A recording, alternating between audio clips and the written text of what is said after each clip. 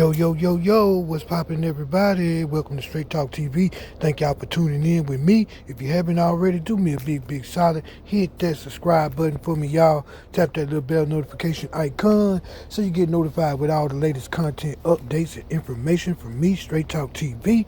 Hit that like button. Let YouTube know you rocking with me and you want to see more of this here content. And let's jump right into this, y'all.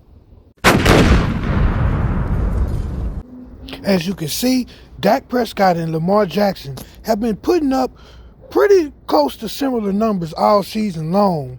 And I want people to take note of that, even though the quarterbacks have played very similar all season long, Lamar Jackson has a defense that's ranked number one in 3 categories, while Dak Prescott's defense has been middle of the pack. Now, at the beginning of the season, y'all remember when the Cowboys defense was playing lights out, everybody was saying, Dak is winning because of the defense, or Dak is playing good because of the defense is doing this and doing that.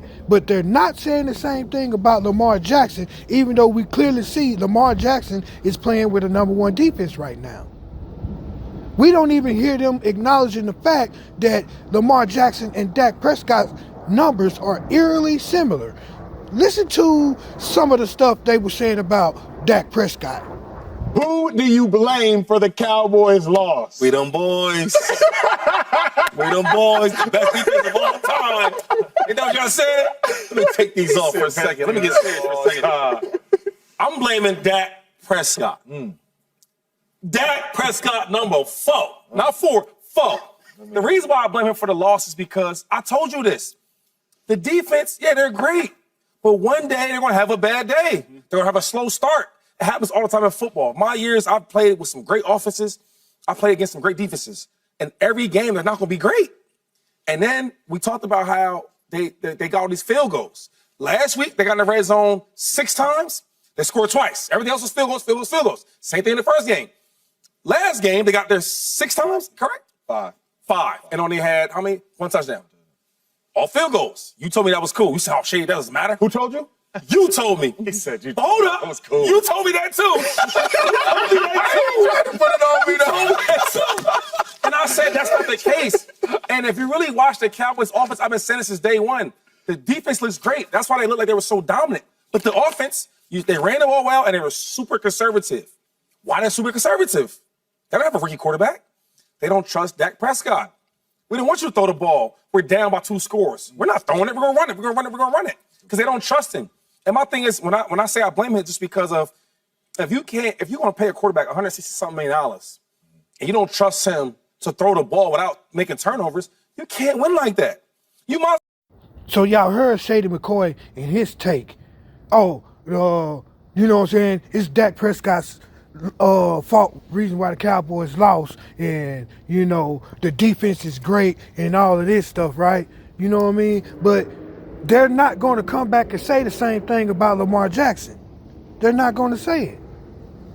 When we see when the Ravens defense is not played good, the Ravens have struggled. The Ravens offense has not always scored in the red zone. Actually, the Cowboys and Dak Prescott have a better red zone percentage than the Ravens do. But people like Shady McCoy and all of these Cowboys haters, they're not going to come out and say this. Now, let's check out some more from some more people. Shannon, you're up first. Does Dak Prescott have any excuses to not get to the Super Bowl? He hasn't had one. The Cowboys have had one excuse why they haven't gotten to the Super Bowl in the last 3 to 4 years. Is Dak Prescott. You go back and look at it. Tell me that Dak played well enough last year in San Francisco to win that game. Tell me the year before he played well enough in his own building to win those games. He's been the reason. They gave up 9. I mean, how many points do you think? 10? You want them to hold the team to 7? Dak hasn't played well. And they still don't want to blame Dak because what did they do? They fired Kellen Moore. Right. They said.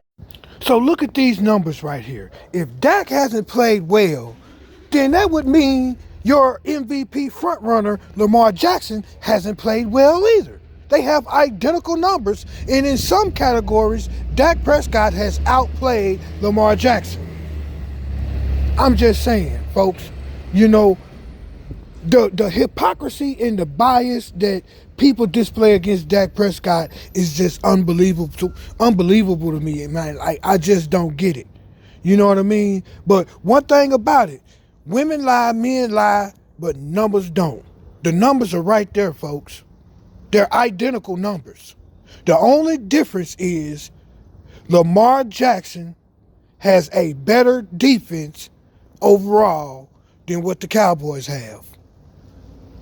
For real. Lamar Jackson is playing with a better defense than what the Cowboys have. When the Cowboys defense was playing lights out at the beginning of the season, they tried to use that against Dak Prescott. They tried to say, oh, because he has this defense, he's winning this and he's doing this and he's doing that. The defense is getting takeaways. Y'all remember when Deron Bland was getting all of those pick sixes? You know what I mean?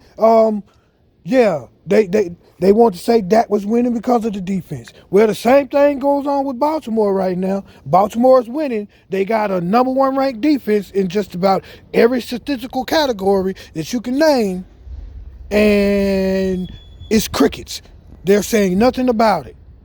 I'm just saying, y'all, there's a complete bias going on against the Cowboys. People love the attention that they get from hating on the Cowboys. Everybody know that if you want to go viral, if you want to pick up your views and you want people to tune in, all you got to do is say some negative, derogatory stuff about the Cowboys and your views go up, your sponsorships goes up. I mean, it's a hit piece going on right now against the Dallas Cowboys. It's very profitable to troll the Cowboys right now. Y'all people are not getting real sports commentary. Y'all not even getting real sports broadcasting. All you're getting is a bunch of people that are willing to pander and cater to people to get views and attention. And right now, speaking derogatory about the Cowboys brings you views and attention. I mean, that's all it is to it, people. It's point blank, period.